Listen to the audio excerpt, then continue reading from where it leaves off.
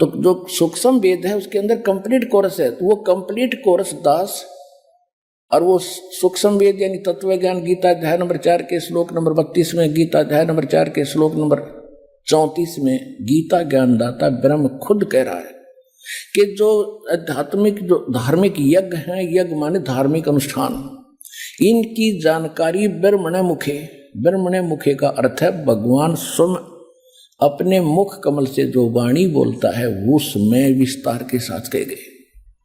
और गीता के अनुवादकों ने यहाँ पर डंडी मार रखी है, यहाँ पर धोखा कर रखा है। इन्होंने ब्रह्मणे मुखे का अर्थ कर दिया वेद की वाणी, चौथे अध्याय के 32वें श्लोक में। ये गलत कर दिया। ब्रह्मणे माने सच्चिदानंद घन ब्रह्म, परम अक्षर ब्रह्म, उसके मुख से बोली हुई वाणी में सब स्पष्ट लिखे। 17वें अध्याय के 23वें श्लोक में 3 मंत्र है। ओम तत्सत इति निर्देश है ब्रह्मणे त्रिविध समर्थ है। वहां इन्होंने ठीक अनुवाद कर दिया, वहां लिखा है कि ओम तत्सत, यह वो सच्चिदानंद घन ब्रह्म का, ब्रह्मणे माने सच्चिदानंद घन ब्रह्म किया है, सही किया है। उसके पाने का केवल ये 3 मंत्र का जाप है, नथिंग एल्स। इसी का फाइनल निर्देश है, डायरेक्शन है और कुछ नहीं। तो यहां इन्होंने चौथे अध्याय के 34वें श्लोक में गीता जी में इन्होंने गलत कर दिया, ब्रह्मणे का अर्थ कर दिया वेद की वाणी। मूर्ख कहेंगे। देखिए राजा का अर्थ कोई वेद कर सकता है, संविधान कर सकता है? ब्रह्म का अर्थ वेद नहीं हो सकता, यह मूर्खता कर रखे ना।